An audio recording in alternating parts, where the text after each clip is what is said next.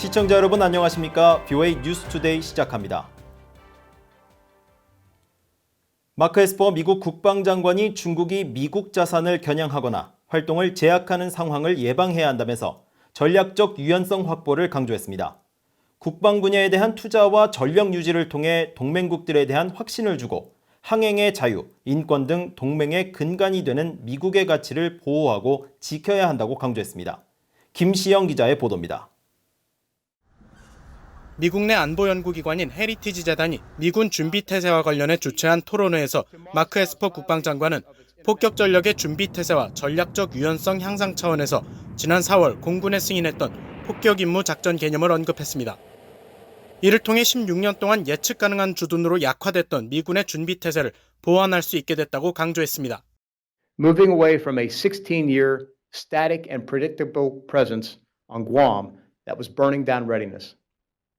This change was also necessary to complicate Beijing's decision-making and prevent them from targeting our assets or limiting our range with their growing capabilities. 폭격 임무 작전 개념은 미국 본토를 포함해 전 세계에 배치된 미군 폭격기들이 어디로든지 출격과 타격이 가능한 전략 폭격 개념입니다. 작전상 불확실성을 적에게 부여함으로써 국제적 긴급 상황에서 이점을 확보하고 미군의 준비 태세를 입증할 수 있다는 설명입니다. 에스퍼 장관은 이어 중국의 존재를 언급하면서 미국 해군력 유지와 개선의 필요성을 강조했습니다.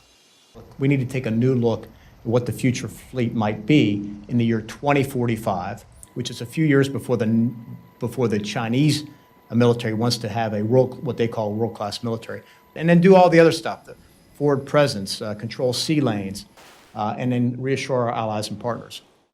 에스퍼 장관은 그러면서 이를 위해 현존하는 항공모함뿐만 아니라 유인 및 무인 함선이 조합된 500척 이상의 함선 확보가 추진 중이라고 설명했습니다. 에스퍼 장관은 또 동맹의 근본이 되는 미국의 가치를 강조했습니다. 에스퍼 장관은 국제 규범을 바탕으로 한 국제 질서를 유지해가기 위해서는 미군의 존재를 통해 항행과 무역의 자유, 인권과 같은 미국의 가치들을 보호하고 지켜야 한다고 밝혔습니다. VOA 뉴스 김시영입니다. 미국 하원 군사위원회의 위원장인 애덤 스미스 의원 등 민주당 측은 지난 12년간 미한 안보협의회 SCM 공동성명에 명시됐던 주한미군 현 수준 유지 문구가 올해 성명에 포함되지 않은 데 대해 실망과 우려를 표명했습니다.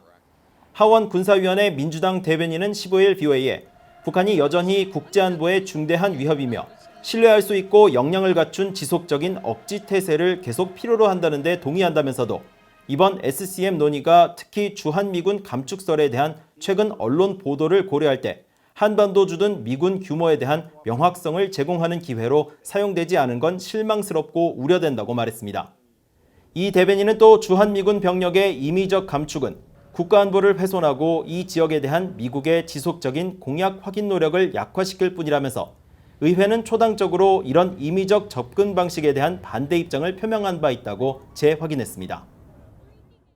미국의 외교안보 싱크탱크가 미국 국가안보 이익에 매우 중대한 영향을 주는 지역으로 북한을 지목했습니다.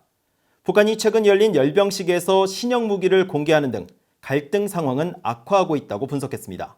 오택성 기자입니다.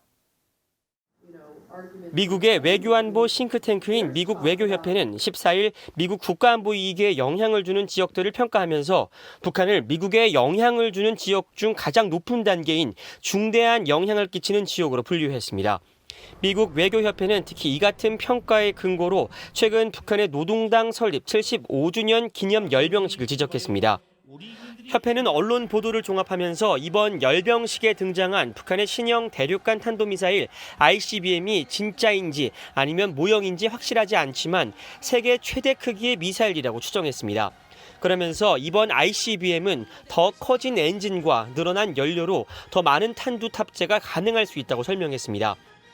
모두 26개 지역에 대해 미국의 안보 이익에 영향을 주는 정도 그리고 갈등 상황 정도로 나눈 미국 외교협회의 이번 평가에서 북한과 함께 미국 안보 이익에 대단히 중요한 영향을 미치는 지역으로 꼽힌 곳은 이란과 아프가니스탄 그리고 동중국해와 남중국해 등 모두 5지역입니다.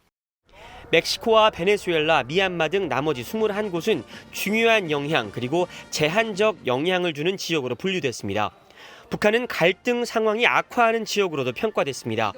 북한과 같이 미국 안보 이익에 대단히 중요한 영향을 미치고 갈등 상황은 악화하고 있는 지역으로 평가받은 곳은 이란과 베네수엘라, 남중국해 등 4곳뿐입니다. 미국 외교협회는 또 미국 무기통제협회의 평가를 인용해 북한은 20개에서 최대 30개의 핵무기가 있는 것으로 추정된다고 밝혔습니다. 또 지난 2017년 모두 23번의 미사일 실험이 있었다는 점을 강조하면서 한국에 약 26,500명의 미군이 주둔하고 있다는 사실도 함께 언급했습니다. 협회는 그러면서 미국의 국가안보 이익 측면에서 한국과 북한의 전쟁을 예방하는 것뿐 아니라 북한 내부 붕괴를 방지하는 것 또한 매우 중요하다고 강조했습니다. 이어 북한의 지속적인 무기, 미사일 실험, 소규모 군사, 사이버 도발 등은 앞으로 중대한 위험 요소로 작용할 가능성이 있으며 이러한 활동들은 잠재적으로 통제 불가능한 갈등을 고조시킬 수 있다고 설명했습니다. VOA 뉴스 오택성입니다.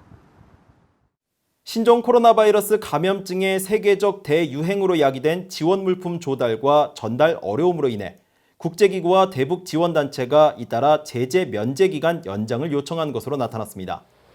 유엔 안보리사나 대북제재위원회 홈페이지에 따르면 지난 6월부터 이달 15일 현재까지 제재 면제 기간 연장을 승인받은 기관은 세계보건기구 WHO와 세계식량계획 WFP, 유엔 아동기금 유니세프 등 10곳이며 모두 11건 승인을 받았습니다.